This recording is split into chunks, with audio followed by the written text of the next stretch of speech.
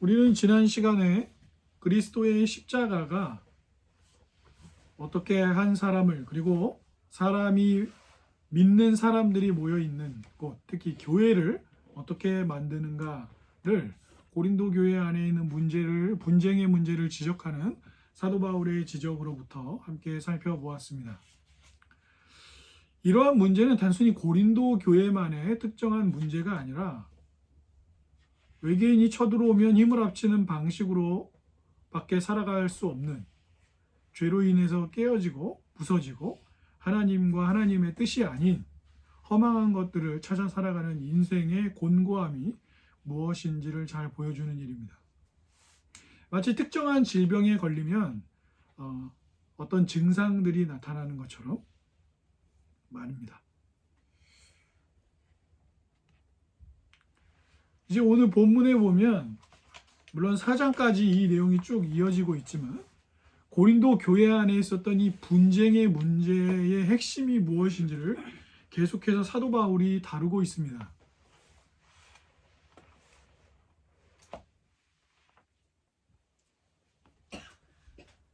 오늘 간단하게 사도 바울이 이제 이 문맥을 이어가면서 지금 이야기하고 있는 것은 어떻게 십자가의 도를 떠날 때 십자가의 은혜와 십자가를 통해서 하나님이 사람들에게 베풀어 주신 구원의 은혜로부터 멀어질 때, 그것을 망각할 때 어떤 상태에 이르게 되는가, 공동체가 왜 분쟁 가운데로 나아가게 되는가에 대한 내용들을 사도 바울이 잘 짚어주고 있습니다. 결정적으로 사람들이 구하는 것, 그리고 사람들이 가지고 있는 인생의 문제를, 지금 이 교회 분쟁의 문제를 오늘 말씀에 보면 유대인과 헬라인으로 나누어서 사도 바울이 설명을 하고 있습니다. 그리고 그것은 22절에 정확하게 사도 바울이 짚어주고 있는 것을 보게 됩니다. 오늘 본문의 22절을 한번 같이 읽어보도록 하겠습니다. 시작. 유대인은 표적을 구하고 헬라인은 지혜를 찾으나. 유대인들이 구하는 표적은 무엇입니까? 유대인들은 오랫동안 고통 속에서 시간을 보냈습니다. 나라가 둘로 나뉘어졌고 북이스라엘과 남유다는 각각 강대국들에게 멸망했습니다. 그리고 이 나라가 망한다는 것은 이스라엘 백성들에게는 굉장히 강력한 충격이었습니다. 왜 그렇습니까? 자기들은 하나님의 백성들이잖아요. 하나님의 선택을 받은 백성들이잖아요. 아브라함에게 약속하셨던 복, 이삭에게 약속하셨던 복, 또 출애굽의 기적을 경험했던 경험, 다윗 왕이나 솔로몬 왕과 같은 왕들에 대한 경험, 그리고 이스라엘에는 뭐가 있었어요? 그들이 하나님과 직접 만나는 강력한 성전이 있었잖아요. 그리고 그 성전 안에 나타났던 역사들과 하나님께서 이스라엘 백성들을 인도하셨던 경험이 그들에게 있단 말이에요. 그런데 그 모든 것이 북이스라엘과 남유다가 망하고 제국의 속국으로 살아가고, 그리고 그 긴 고통의 시간을 보낸 것 때문에 이게 굉장히 고통스러웠던 것이죠. 어쩌면 독일과 다른 열강들이 일으켰던 제국주의적 전쟁 속에서 수많은 유대인들이 희생당할 때도 그와 비슷한 생각을 했을 것입니다. 우리는 하나님께 택함받은 민족인데 도대체 왜 이러는가? 그렇죠? 그 고통이 이스라엘 백성들이 강력하게 있었던 거예요. 그리고 이스라엘 백성들이 그 와중에 생각하는 것은 무엇입니까? 신의 산의 영광, 많은 것들이 있겠지만 이스라엘 사람들에게 있어서 가장 강력하게 하나님의 백성이다 라고 생각할 수 있을 만한 가장 강력한 표적은 출애굽 사건이에요. 출애굽 사건. 그 이집트를 탈출하는 과정 가운데 하나님이 보여주셨던 강력한 10가지 재앙이라든가, 또 광야의 40년의 시간 동안 먹이셨던 만나에 대한 거라든가, 물을 먹이시는 일들이든가, 이게 다 어떤 일들이에요? 이스라엘 백성들에게는 그게 어떻게 경험되어지는 거죠? 기적의 표적이거든요. 기적의 표적. 하나님이 능력이 있으신 분이라는 것에 대한 철저한 경험이에요. 그리고 그 경험은 이스라엘 백성들 후손들에게 계속 결정적으로 전달되어지는 유산이죠. 그러니까 유대인들에게 강력하게 필요했던 건 뭐예요? 다시 이 로마 제국을 뒤엎고 하나님의 능력을 통해서 제2의 출애굽이 일어나야 하는, 그리고 보내주시겠다고 약속하셨던 그 메시아를 통해서 일어나야만 하는 영광이죠.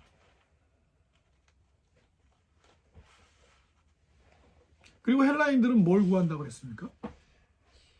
지혜를 구한다 이렇게 돼 있어요. 그렇죠? 여기서 헬라인들이 구하는 지혜는 뭐죠? 일종으로 따지면 그리스 철학이죠. 그리스 철학. 논리적으로 말하는 것, 각 분야에 대해서 탁월한 지식을 갖고 있는 것. 사실 필요한 일이잖아요. 물이란 무엇인가? 불이란 무엇인가? 왜 인간은 다른 존재와 다른가? 세상이란 무엇인가? 시간이라는 것은 무엇인가? 먹고 마시는 것은 무엇인가? 인간의 욕망은 무엇인가? 이런 것들에 대해 끊임없이 질문하고 거기에 대해서 답을 찾아가고, 누가 가장 탁월하게 설득력 있게 그것을 설명해낼 수 있는가? 그리고 그러한 설명의 방식을 찾아가다 보니까 뭐가 필요했죠? 누가 더 설득력 있게 이야기하는가? 그래서 아리스토텔레스가 쓴 시학이라는 책은 그런 내용이에요. 시학이라 그러니까 뭐 단순히 무슨 시에 대한 이야기가 있는 게 아니라, 지금도 헐리우드 영화사들, 그리고 그 헐리우드 영화계에서 시나리오를 쓰는 모든 작가들이 가장 기본, 그러니까 글을 쓸 때, 어느 한 작품을 완성시킬 때 가장 교본으로 삼는, 그들에게 있어서 성경은 시학이에요. 시학. 지금도 그 시학에 나와 있는 내용들로 시나리오를 구성합니다. 그래서 어떤 스토리의 영웅과 같은 주인공은 어떤 사람이어야 돼요? 고난을 많이 겪은 사람이에요. 그런 게 그 아리스토텔레스가 쓴 그 시학 기본에 다 들어있어요. 네. 그 안에 다 들어가 있습니다. 그러니까 그걸 추구했던 거죠. 누가 더 말을 잘하냐, 그죠? 누가 더 잘 설명하냐, 누가 더 알아듣게 말하냐, 누가 더 진정성이 있냐, 누가 더 사람들이 모범으로 여길 만하게 말할 수 있고 설명할 수 있고 그것에 대한 지식을 가지고 있는가. 그것이 힘이었고 그것을 추구했던 것이죠. 그러니까 유대인들이나 헬라인들이나 다 표적과 지혜를 구해야만 하는 삶의 어떤 정황을 가지고 있었던 거예요. 사도 바울은 표적 자체를 무시하거나 헬라인들이 열심히 추구했던 지혜 자체를 미워하거나 멸시하거나 필요 없다고 말한 게 아니에요. 무시한 게 아니에요. 그러나 이러한 추구들은 철저하게 부서져 있는, 죄로 인해서 깨어져 있는 사람 중심의 생각이고, 이러한 것들은 오로지 그 부서져 있는 사람 중심으로 가지고 있는 우상 숭배와 같은 문제라는 것을 사도 바울은 잘 알고 있었어요. 왜 그렇습니까? 유대인들이 이 표적에 대해서 마음을 많이 두었기 때문에 예수님이 선지자로서 나타났을 때도 주목했던 이유가 뭐예요? 예수님이 죽은 사람 살렸다더라, 병자를 고쳤다더라, 능력 있게 말씀을 전한다더라, 풍랑을 잠잠케 했다더라. 그래서 관심을 가졌던 거예요. 왜요? 하나님의 표적을 강력하게 행할 메시아를 기다리고 있었잖아요. 그죠? 그리고 헬라인들은 어때요? 이 세상의 여러 문제들, 세상의 구조, 이런 것들을 잘 알고 설명할 수 있는 사람이 필요했어요. 그래서 플라톤이 국가란 무엇인가를 이야기하고 그 국가를 다스려야 하는 존재, 흔히 우리 말하는 정치인을 이야기할 때 플라톤이 말하는 가장 멋있는 정치인은 어떤 정치인? 철학자예요. 철학자. 가장 탁월하게 어떤 사람이 왕이어야 한다면, 어떤 사람이 대통령이어야 한다면, 어떤 사람이 총리여야 한다면 그 사람은 누구여야 한다고요? 가장 뛰어난 철학자예요. 이 세상을 잘 알고 이 세상의 흐름을 잘 알면서도 그것을 가장 잘 설명할 수 있는 사람. 그런 사람이 국가를 이끌어가고 다스릴 수 있는 사람이라고 생각했어요. 그래서 논의를 좋아했잖아요. 학당에 모여서 얘기하기 좋아하고 새로운 이야기 듣는 것을 좋아하고, 그죠? 그런 것들을 풀어내고 서로 변론하고, 누가 얘기하면 그것은 이런 약점이 있지 않냐 또 얘기하고 또 얘기하고, 이런 것들을 좋아하고 열심히 추구했거든요. 근데 왜 이러한 것들이 우상숭배가 될 수밖에 없습니까? 시간이 지나면 그 논리의 약점이 드러나요. 그리고 또 다시 새로운 철학이 등장합니다. 또 새로운 철학이 등장하고 또 새로운 철학이 등장하고, 시대가 지나면 계속 그렇게 변화가 있어요. 이렇게 능력과 철학을 추구하면서 변하고, 게다가 심각한 문제는 무엇입니까? 능력을 추구하는 유대인들 안에 뭐가 있었어요? 그래서 하나님의 말씀을 잘 알고 그런 능력도 일부 가질 수 있고, 이런 사람들은 어떻게 해요? 우대해 주죠. 그래서 아까 우리가 마가복음 읽었지만 서기관이나 바리새인들은 뭘 좋아하는 사람들이라고요? 표시가 나는 옷을 입고 길거리로 나가서 뭘 좋아하는 사람들이에요? 사람들한테 인사받는 걸 좋아하는 사람. 저기 아리스토텔레스가 지나갔다. 저기 소크라테스가 지나갔다. 저기 바리새인이시다. 저기 서기관이다. 이런 걸 좋아하는 거예요. 인사받기 좋아하고. 기도할 때도 어떻게 한다 그랬어요, 예수님이? 이 사람들의 기도를 뭐라고 지적하셨어요? 사람들 많이 있는 데로 나가서 화려한 수식어를 펼쳐내면서 사람들이 있는 데서 기도하면서, 야, 저 사람 기도 잘하네. 그 기도 잘하는 애가 뭐예요? 능력이에요, 능력. 그게 능력이에요. 하나님의 말씀을 잘 알아요. 율법을 612가지, 613가지가 되는 조항으로 다 가지고 그걸 다 외우고 그걸 실천합니다. 그럼 사람들의 눈에는 어떻게 보여요? 능력자죠. 능력자입니다. 왜 제자들이 예수님이 부자가 하나님 나라 들어가기 진짜 힘들어, 그때 제자들이 왜 심하게 놀랐어요? 부라는 것은 하나님이 주신 복을 받았다는 표시인데, 그 하나님이 주신 복의 표시를 가지고 있는 하나님 나라에 들어가기 힘들다? 그러니까 이걸 받아들이기가 어려운 거지. 부, 바리새인, 서기관, 율법사, 이런 건 곧 무엇을 이야기하는 거예요? 유대 사회에서 능력이에요, 그게. 근데 하나님 나라 들어가기가 어렵고, 예수님한테 독사의 자식되어 욕먹고, 항상 예수님과는 대척점에 서 있잖아요, 그런 사람들. 그죠? 그 능력의, 유대인들이 추구하는 능력의 끝은 무엇이에요? 그 끝이 무엇입니까? 나라의 망함, 하나님을 떠남, 범죄함이에요. 그게 역사적 결과로 드러났던 거예요. 그럼 철학의 추구의 끝은 무엇입니까? 여러분, 사람들이 그런 얘기 많이 하잖아요. 정약용이 쓴 목민심서를 혹시 여러분 읽어보신 적 있습니까? 그 목민심서 저도 다는 안 읽어봤는데 기회 될 때마다 보는데, 읽어보면 마치 굉장히 좋은 목사가 되도록 이끌어주는 내용들이 엄청 많아요. 그러니까 어떤 정치인이, 그러니까 어떤 관리가 이사 갈 때 자기 이삿짐을 가지고 갈 거 아니에요? 근데 그 이삿짐에 재산이 많아가지고 달그닥거리는 소리가 나는 것보다는 그 관리가 책을 많이 가지고 이사를 해서 그 책을 많이 읽고 공부하고, 그래서 백성들을 잘 섬기는 사람인 것이 낫다. 그래서 이사 갈 때 관리라는 사람이 금은보화가 많고 가구 좋은 거 있고 이런 거 말고, 그 관리가 이사를 다닐 때 책을 많이 가지고 있는지를 보라고. 그래서 그 사람이 책을 열심히 읽고 연구하는 사람인지를 보라고. 그 사람이 백성을 잘 섬기는 사람이라고. 이런 얘기들이 쭉 나와요. 그러면 우리나라에 목민심서가 없어가지고 우리나라 조선이 망했을까요? 목민심서가 없기 때문에 지금 대한민국 정치가 이렇게 저렇게 갈등을 빚고 있습니까? 철학의 추구의 끝에 문제는 뭐가 있냐면 결정적으로 그것을 살아내지 못하는 사람이 있다는 거예요. 그죠? 여러분, 그리스 철학자들이 얼마나 많은 고민들을 했어요. 아직도 수많은 철학자들이 철학 공부를 할 때 소크라테스 공부 안 하는 사람 있나요? 플라톤 공부하지 않는 사람 있어요? 아리스토텔레스 공부 안 하는 사람 있습니까? 그건 불가능한 얘기예요.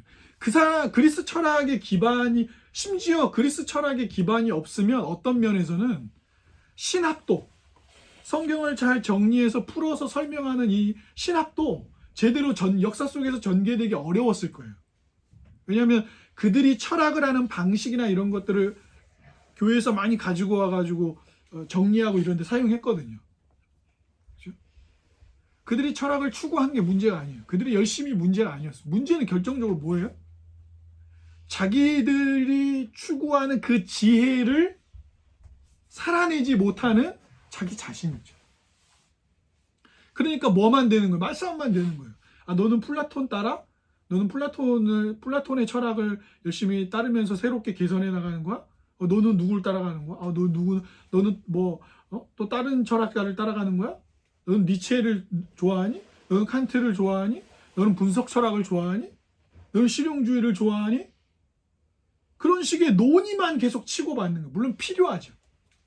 무엇이 더 세상을 잘 알고 있는 것이고 세상의 흐름을 잘 이해하는 것이고 존재를 이해하고 우리를 아름답게 살아가게 만드냐에 대한 철학에 대한 고민과 논의는 필요해요. 그런데 그 수많은 논의들 속에서 결정적으로 이제 사람은 어떤 존재라는 게 드러나는 거예요? 빨간불인데도 무단횡단을 한다는 거예요. 아무리 좋은 철학적 논의가 눈앞에 놓여 있어도 뭐 하는 거예요? 그것을 살아낼 수 없다는 것이 인간의 문제였어요.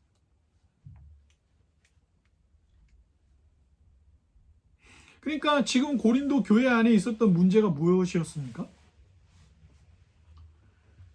예수 그리스도의 십자가의 복음을 듣고 변해서 믿음을 갖고 교회가 됐어요. 근데 지금 교회 안에 분쟁이 일어났어요. 나는 아볼로파다, 나는 바울파다, 나는 게바파다, 나는 그리스도파다 하는 분쟁이 일어났어요. 이 분쟁의 핵심을 사도 바울은 무엇으로 본 거예요? 당신들이 지혜라고 고백하는 것, 나와 당신들이 함께 하나님의 능력이라고 고백하는 십자가로 말미암은 구원의 내용이 아니라 왜 여러분은 다시 이전에 추구하던 개인의 재치, 개인의 논리, 개인들이 상대방을 교묘하게 몰아붙여서 자신이 원하는 걸 이루어내는 학식, 지혜, 재치, 언어적인 능력, 대중들을 말로 이렇게 잘 요리해가지고 자신이 원하는 반응을 얻게 만드는 그런 세상적 지혜에 빠져들었냐 이거예요. 그렇기 때문에 사람을 따라가게 되었고, 그렇기 때문에 나는 예수 그리스도를 따르는 게 아니라 사람을 따르는 자들이 되어서 교회 안의 분쟁의 원인이 되었다는 것이죠. 사람들을 들었다 놨다 말아. 여러분, 강의 진짜 잘하는 사람들 보세요. 얼마나 웃고 울려요. 강의 1시간, 그런 분들이 하는 강의 2시간짜리, 3시간짜리 강의 들어도 지루하지가 않아요. 저도 학교 다닐 때 강의 진짜 잘하는 교수님들은 우리가 3학점짜리 수업 보면 3시간 연강 하잖아요. 물론 중간중간 쉬지만. 그럼 3시간 연강 이렇게 쭉 달려도 그런 교수님들의 강의는 지루하지가 않아요. 집중도 계속되고 재밌고 유익하고. 설교도 그렇게 잘하시는 분들 많잖아요. 막 좌중을 웃겼다 울렸다 막 얼마나 말로 능수능란하게 사람들을 막 좌중을 휘어잡고 막 그런 사람들 얼마나 많아요. 그런데 그런 것들에 빠져들었을 때 그리스도의 십자가가 아니라 유대인들이 추구하는 표적의 능력을 찾는 방식, 또 그리스도인들이 추구했던 지혜를 찾는 방식, 철학에 빠졌을 때 결국에는 복음의 능력을 스스로 거부하고 사람들의 계급을 나누고 너는 철학을 많이 하는 사람, 그렇지 못한 사람, 능력이 있는 사람, 없는 사람, 이런 것들이 나눠지면서 서로 분쟁하고 나뉘게 되었는가, 이를 사도 바울은 짚어주고 있는 거죠.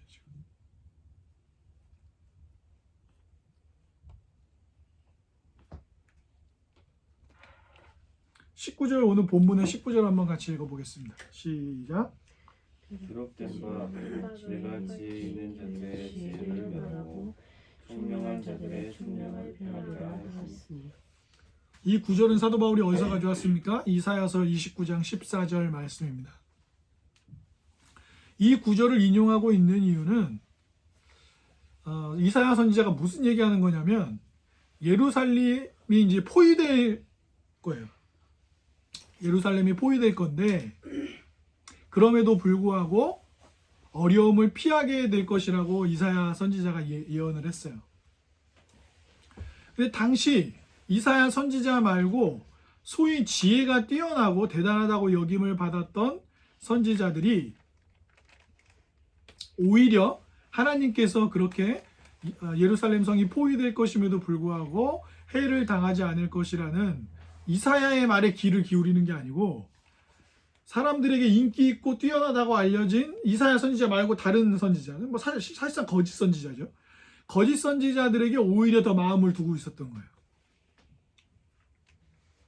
그래서 이사야 선지자를 통해서 하나님께서 오히려 그렇게 뛰어나고 지혜 있다고 말하는 자들의 눈이 어두워지고 사람들이 무시하고 천대하는 이사야 선지자가 오히려 하나님의 말씀을 제대로 대언하고 있다라는 걸 말하는 맥락이에요. 29장의 이 내용이. 그걸 가져와서 사도 바울이 얘기하는 거예요. 열심히 표적을 찾는 유대인들과 열심히 지혜를 구하는 그리스 이방인으로 대표되는 이방인들은 오히려 어떻게 될 거라는 거예요? 눈이 어두워질 거라는 거예요. 우리가 열심히 지혜를 찾고 있어. 우리가 열심히 능력을 추구하고 있어. 라고 하는 그런 자기중심적인 삶이 자기들이 죄 아래에 있다는 것을 모르는 채로 그것을 추구하는 것 자체가 나쁜 건 아닌데 죄 아래에 있기 때문에 그 능력 추구와 지혜 추구의 끝이 제대로 원하는 지혜를 찾을 수 없고 제대로 원하는 능력을 경험할 수 없거든요. 자기들의 눈이 어두워져 있는 상태이기 때문에. 그런데도 자기들이 맞다고 얘기하면서 복음을 무시하는 사람들의 결론이 어떻게 될 것인지를 사도 바울이 이 이사야 29장 14절을 인용하면서 보여주는 것이죠.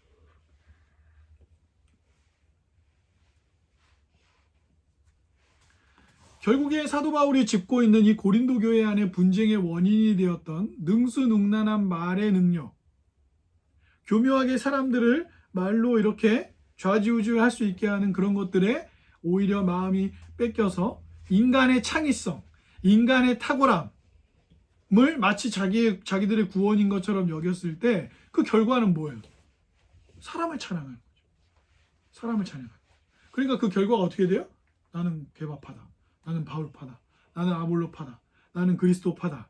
라고 얘기하면서 다른 사람들을 배타적으로 여기고 혐오하고 차별하고 자기들만 맞다고 주장하게 되는 것이죠. 그건 철학이나 능력을 추구하는 유대인들의 방식이나 둘 다 마찬가지로 나타나는 것입니다. 제가 잘 이해한 건지 모르겠네요. 참 상태가 죄송합니다. 그런데 하나님께서는 그러한 표적이나 능력이나 지혜의 방식이 아니라 의와 사랑을 동시에 이루는 진짜 지혜를 보여주셨다는 거예요. 그게 무슨 말입니까? 부서지고 깨어진 죄인들, 죄 아래에 있는 죄인들이 구원을 얻기 위해서는 하나님이 요구하시는 100%의 의도 만족시켜야 하고, 그리고 그 의를 만족시키는 것과 동시에 인자하심으로 죄인들을 구원할 수 있어야 되는데 이 두 가지가 동시에 어떻게 이루어지냔 말이에요. 죄인들이 100% 벌을 받아야 돼요. 그럼 벌을 받는다는 얘기는 우리는 다 멸망해야 된다는 얘기잖아요. 그런데 죄인들이 죄에 대한 대가를 다 형벌을 받으면서도 의로워져서 하나님이 받아들여질 수 있는 하나님의 자녀가 되어지는 하나님 나라에 들어갈 수 있는 상태가 되어져야 한다는 진짜 지혜는 철학을 추구하는 대답이나 능력을 추구하는 유대인들의 표적 방식으로는 우리가 해결이 안 된다는 거예요. 지혜를 말하면서도 무단횡단하는 인간, 능력을 이야기하면서도 사람들을 죄인과 아닌 사람으로 나누고 천대하는, 자기도 죄인인데 그런 방식으로는 구원이 이루어지지 않는다는 거예요. 그래서 복음이 우리에게 좋은 소식. 그래서 이 화려한 고린도라는 도시를 살면서 화려한 생활을 누리고 부유하게 먹고 마시고 즐기고 극장에 가고 연극을 보고 이런 모든 것들을 누리는 고린도에 사는 사람들, 특히나 이 고린도에 있는 유대인들이나 고린도에 있었던 이방인들, 헬라인으로 대표되는, 그리스인으로 대표되어지는 이 모든 사람들에게 자기들이 열심히 표적을 추구하고 지혜를 추구하면서 고린도라는 도시가 주는 상업 도시의 크고 화려한 삶들을 추구했던 사람들에게, 여러분, 내가 여러분을 만나서 1년 6개월 동안 나누었던 복음은 뭐였어요? 사람에게는 소망이 없다는 거예요. 사람은 스스로를 구할 수 없다는 거였어요. 사람이 아무리 창의성이 탁월하고 사람들이 아무리 사람들에게 놀라운 말과 언변과 지식으로 사람들에게 인정하는 선생이어도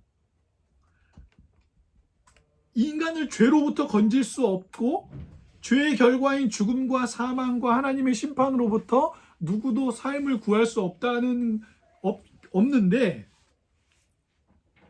어디서 듣도 보지도 못했던 예수라는 나사렛 유대, 그러니까 로마 제국의 속국, 작은 속국, 게다가 그 속국들 중에서도 초라한 민족,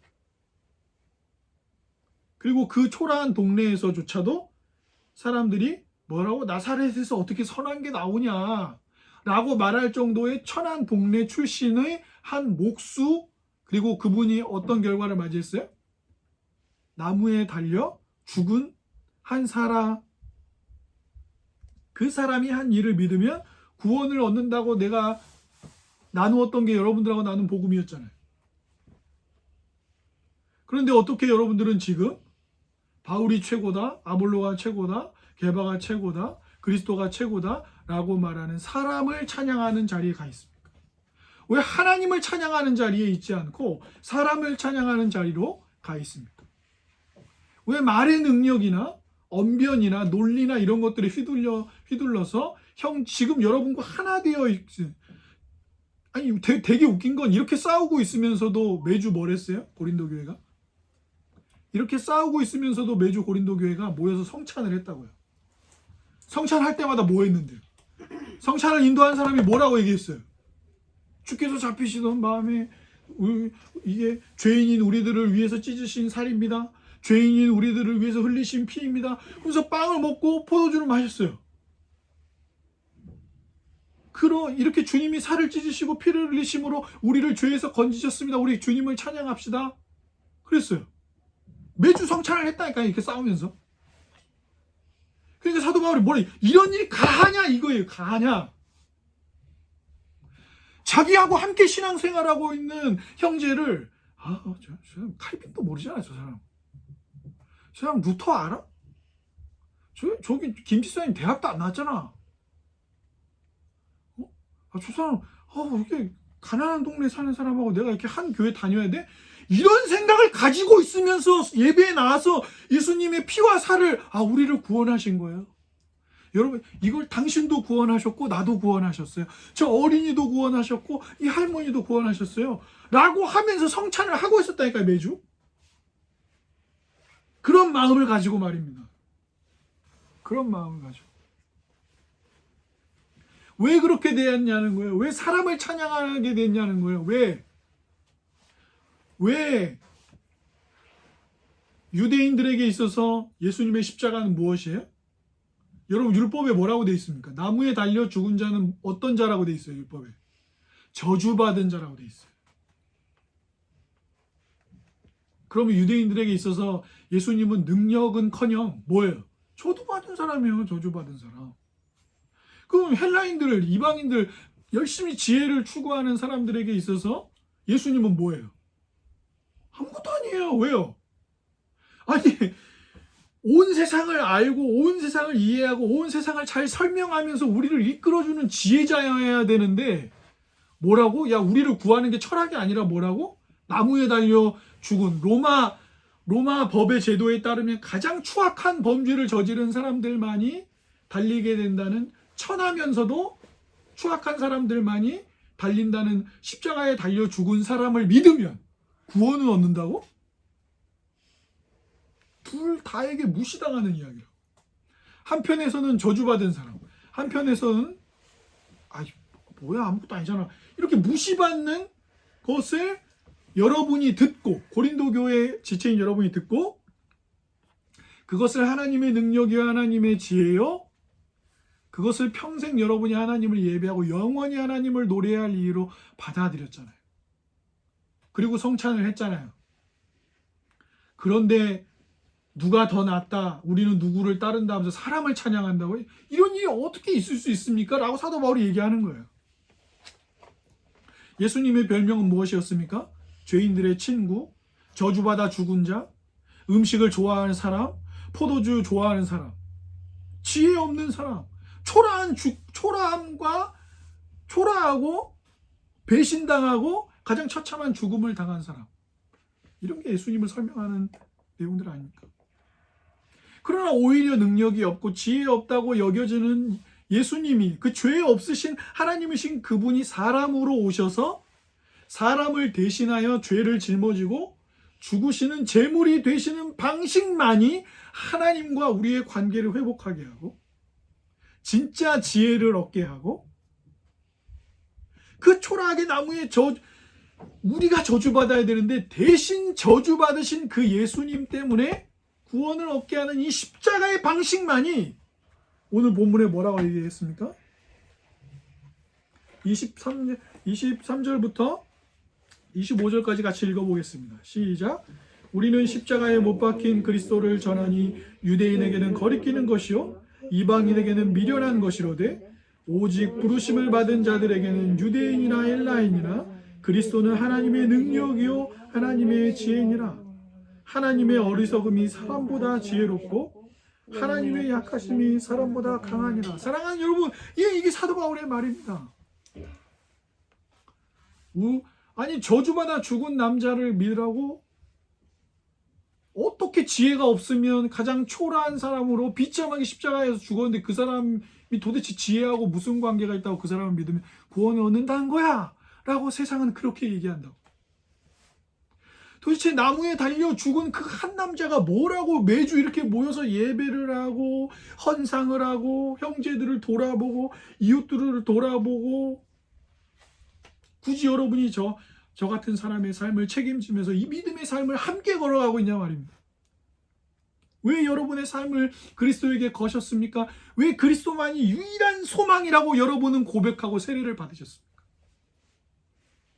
오늘도 우리는 성찬을 합니다. 그 성찬에 나올 때 우리가 확인하는 것은 무엇입니까? 저 사람은 하버드 나온 죄인이고 나는 대학도 못 나온 죄인이니까, 하버드 나온 죄인에게는 예수님의 은혜가 이만큼 필요하고 대학도 못 나온 죄인에게는 예수님의 은혜가 이만큼 필요합니까?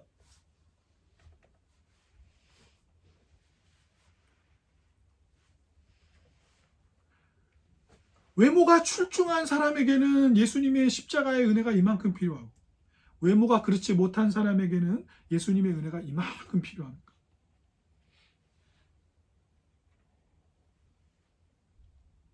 세상의 지혜나 능력 추구하는 방식을 따르자면 능력이 있어 없어? 능력이 얼마나 있어? 지혜가 있어 없어? 지혜가 얼마나 있어라는 것으로 늘 누군가를 그레이드를 등급을 나누고 무시하고 혐오하고 차별하죠. 백인들이 어떤 생각을 가지고 있었어요? 흑인들은 하나님이 노예로 부리도록 우리에게 주셨다. 흑인은 절대 지도자가 될 수 없다. 흑인은 박사가 될 수 없다. 흑인은 학교에 가지 않아도 된다. 흑인은 배울 필요가 없다. 그들 중에 똑똑한 사람이 있을 리가 없다. 저 멀리 아시아에서 미국에 온 사람들은 뭐예요? 그저 노동. 옛날에 헐리우드 영화 보면 한국 사람이나 일본 사람 다 어떻게 나와요? 괴팍하고 돈을 좋아하고 아침 저녁으로 일만 하고 그런 사람들로 나왔잖아요. 수학 좀 잘하고. 그게 아니라는 거예요. 그게 아니라는 거예요. 그리스도야말로 어떤 분이에요?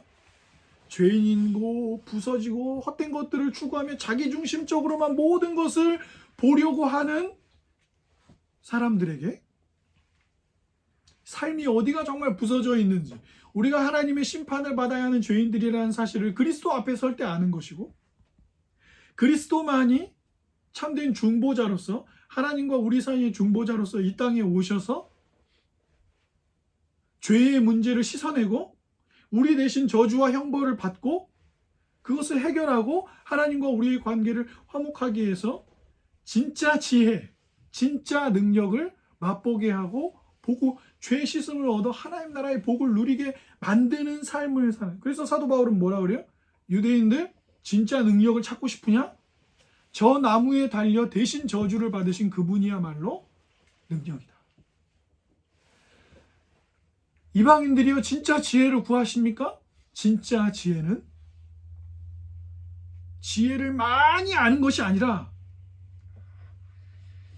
죄인들의 부서짐을 회복하고 살리고 새롭게 할 수 있는 그리스도, 그 그리스도를 보낸 아버지의 계획과 사랑, 말씀을 통해 이것을 믿게 만드는 성령님의 역사만이 진짜 지혜다. 이렇게 봐요. 유엔을 만들거나 기관을 만들거나 똑똑하게 교육시키거나가 아니라 그리스도를 믿는 것이야말로 죄인들이 참된 생명과 삶을 얻게 되어주는 유일한 길이라는 것을 말하는 것입니다. 사도 바울이 말하는 거예요. 아니, 그 복음을 듣고 교회가 되었는데, 그 복음을 듣고 믿음을 갖게 되었는데 왜 사람을 찬양하고 사람들이 운영하는 방식을 따라가는 것들로 다시 돌아갔습니까? 왜 다시 돌아갔습니까? 여러분들이 추구하는 진짜 능력과 진짜 지혜를 그리스도 안에서 찾았던 사람들이 여러분이 아니었습니까? 라고 이야기했던 것이죠. 주 안에 사랑하는 여러분, 교회는 그 나무에 달려 저주받으신 분, 그것을 통하여 우리의 죄를 씻고 우리의 부서짐과 깨어짐을 회복하게 하시는 분, 그분을 예배하기 위해 모인 것이 우리 교회입니다. 그분과 새로워진 관계를 소망으로 누리는 이들이 예배와 사랑의 삶을 살아갑니다. 그 그리스도야말로 여전히 능력과 지혜로 사람을 나누고 사람을 칭송하고 분열을 만들고 차별을 만들고 교만이나 자기 비하에 빠져들어가는 인생들의 유일한 답이십니다. 오늘도 성찬으로 함께 나아가며 그것을 다시 확인하는 복된 주의 백성들이 되시기를 주님의 이름으로 축복합니다.